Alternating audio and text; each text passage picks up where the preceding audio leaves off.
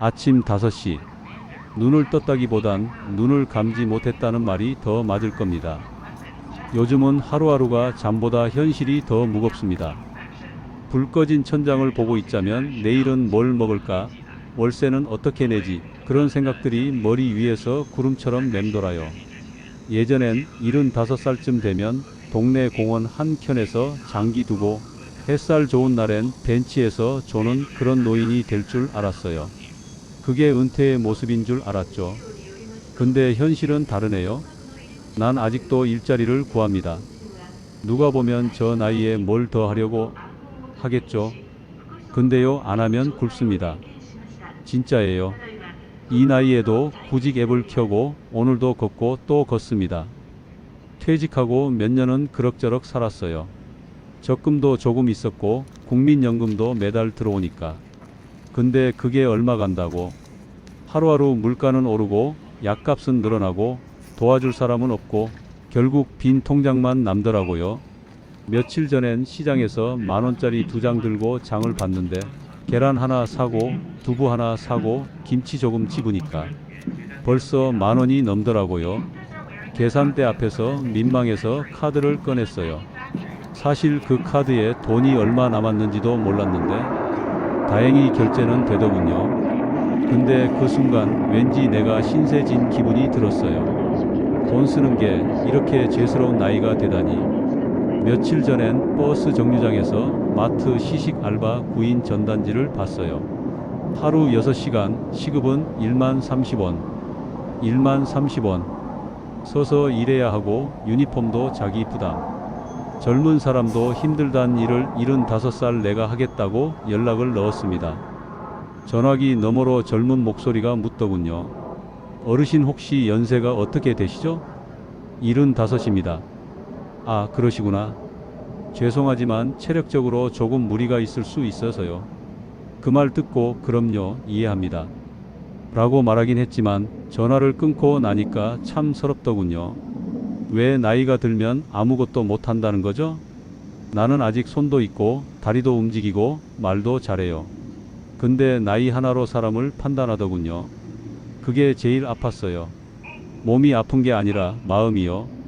어쩌다 용기를 내서 집 근처 편의점에 이력서를 냈어요. 손글씨로 또박또박 적었죠. 경력란에는 평생 성실하게 일했습니다라고 썼습니다. 근데 며칠이 지나도 연락이 안 와요. 편의점 앞을 일부러 지나가 봤더니 그 자리에 20대 청년이 서 있더군요. 웃고 있는 그 아이를 보면서 아, 내가 경쟁력이 없구나 싶었어요. 이제는 구인구직 앱 켜는 것도 무섭습니다. 희망이 아니라 거절을 보는 일이니까요. 하지만 또 안 보면 내일이 막막하니까 어쩔 수 없이 또 켜게 됩니다. 이 나이에 일자리를 찾아 헤매는 내가 한심한 걸까요? 아니면 이런 세상이 서러운 걸까요? 밖에서 부는 바람이 시립니다. 근데 마음에서 부는 바람은 더 시려요. 겨울만 그런 게 아니에요. 나이 드니 사계절 내내 속이 춥습니다.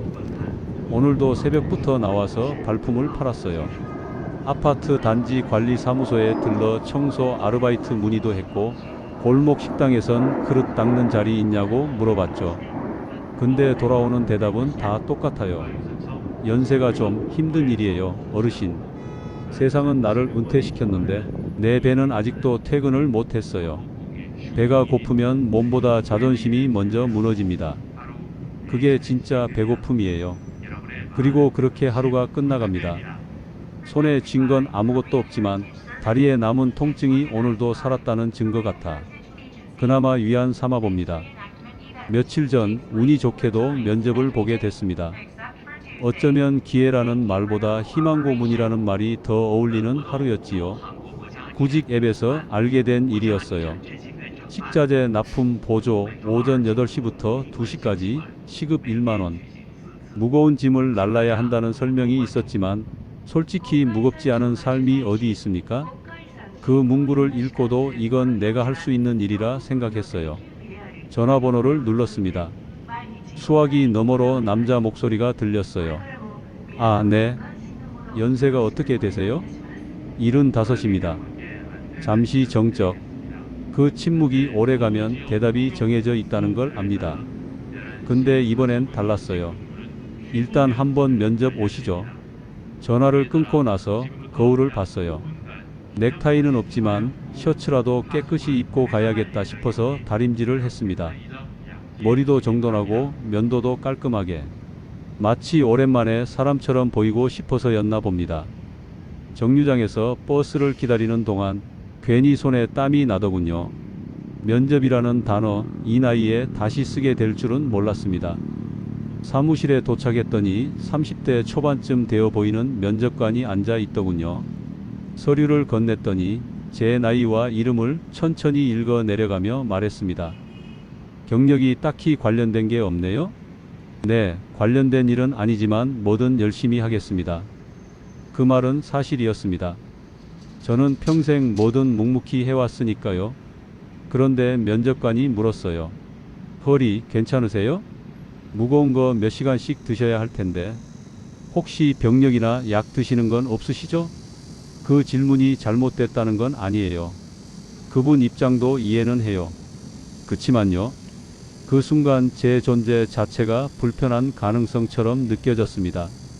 내가 지금 여기서 할 수 있다고 아무리 말해도 그들의 눈엔 하면 안 되는 사람으로 보이는구나 싶었어요. 면접은 10분도 안 돼 끝났습니다. 돌아가는 길 발걸음이 무거웠습니다. 몸이 무거운 게 아니라 마음이요. 나이 들어 능력이 아니라 문제로 취급되는 현실. 그게 참 견디기 힘들더군요. 다음날 연락이 왔습니다. 죄송하지만 내부 논의 끝에 다른 분으로 결정하게 됐습니다. 다른 분, 그 말 속에 들어있는 건 젊은 분이라는 뜻이겠죠. 아무 말도 하지 않았지만 그 문장을 수천 번 되새겼습니다. 그리고 혼자 중얼거렸어요. 괜찮다. 나는 괜찮다. 그 말을 믿으려고요. 스스로라도 나를 안아주지 않으면 무너질 것 같아서요. 며칠 뒤 운 좋게 마트 시식 알바 자리를 구했습니다. 남은 체력 끌어모아 서 있는 일입니다. 하루 6시간 냉동식품 앞에서 미소 지으며 한번 드셔보세요 하고 외칩니다. 많은 사람들은 그냥 지나칩니다. 누군가는 짜증난 얼굴로, 누군가는 듣지도 않고. 처음엔 창피했습니다. 친구가 혹시 지나가다 날 보면 어쩌나? 아는 사람 만나면 뭐라 설명하지?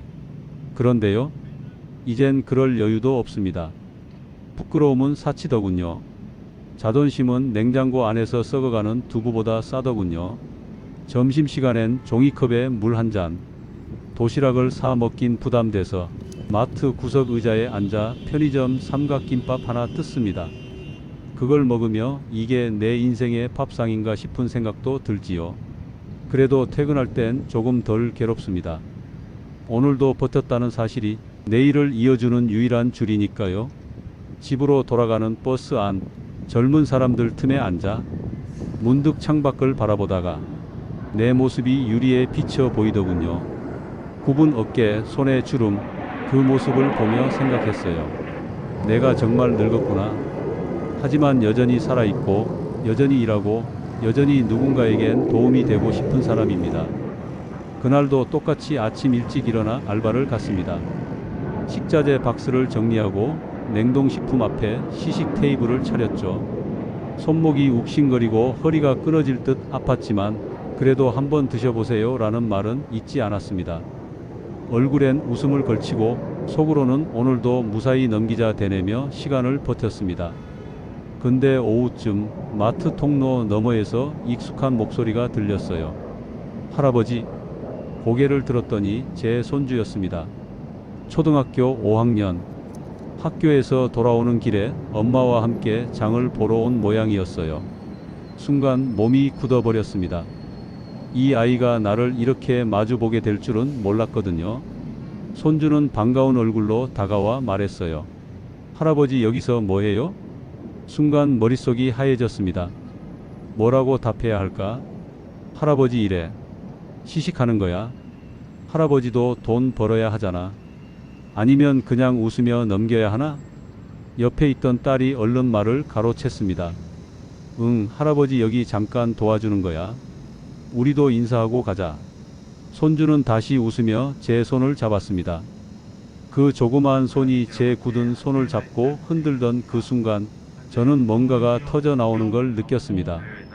창피하다는 감정과 미안하다는 마음이 한꺼번에 밀려들었습니다. 그 아이에게 내가 이런 모습으로 비춰지는 게 싫었던 게 아니라 그 아이 앞에서 내가 아무것도 해줄 수 없는 존재라는 사실이 너무 가슴 아팠던 겁니다. 할아버지 힘들어요? 그 한마디에 참았던 눈물이 나도 모르게 고였습니다. 아니라고 괜찮다고 말해야 했지만 목이 메어 나오질 않았어요. 대신 조용히 고개를 끄덕였지요. 딸은 아이를 데리고 자리를 떴습니다. 그리고 가기 전 제게 작은 봉투 하나를 건넸습니다. 아버지, 이건 그냥 필요한 거 있으시면 쓰세요. 그 봉투는 무거웠습니다. 돈 때문이 아니라 그 안에 담긴 감정 때문이었습니다. 자식에게 용돈을 받아야 하는 노년의 자리가 왜 이토록 고단한 건지, 왜 이 나이에 나는 받는 입장이어야 하는지, 나는 평생 주기만 했다고 생각했는데 언제부터인가 세상은 나에게서 모든 걸 걷어갔습니다. 그날 퇴근길 혼자 버스를 탔습니다. 창밖은 노을이 지고 있었고 버스 안엔 졸고 있는 사람들, 전화 통화하는 사람들, 그리고 창밖을 멍하니 바라보는 나 하나. 창문에 비친 내 얼굴을 보며 문득 이런 생각이 들었어요. 나는 왜 아직도 이렇게 애쓰고 있나? 나는 왜 아직도 이렇게 살아내고 있나? 그 이유는 하나였죠. 먹고 살아야 하니까. 아무도 대신 살아주지 않아요. 내 밥은 내가 벌어야 하고 내 하루는 내가 버텨야 하니까요. 집에 도착해 문을 여니 조용했습니다. 형광등 불빛 아래 빈 방, 바닥에 놓인 전기장판, 그 위에 구겨진 이불 한 채. 현관에서 그대로 주저앉았습니다. 오늘 하루도 끝났구나. 그저 끝났구나. 휴대폰을 켜보니 손주에게서 사진이 하나 와 있었습니다. 제가 웃고 있는 모습이었어요. 아마도 마트에서 몰래 찍었나 봅니다. 사진 밑에는 한 줄 메시지가 있었습니다. 할아버지 멋있어요. 그 문장을 보고 결국 울었습니다. 소리 내어 울었습니다. 오래오래 참았던 감정이 무너져 내렸습니다. 멋있다는 말이 이토록 아픈 칭찬일 수 있구나 싶었어요. 그 말이, 그 한마디가 내 지난 인생을 안아주는 것 같았어요. 나는 여전히 부족하고 여전히 가진 것 없고 여전히 구직 중인 노인이지만 그래도 오늘도 누군가에겐 멋진 어른일 수 있다는 그 말 한마디가 내일을 또 살아볼 이유가 됐습니다. 이제는 바라는 게 없습니다. 그냥 내일도 누가 날 거절하지 않았으면 좋겠습니다. 그게 제 노년의 가장 큰 소망입니다.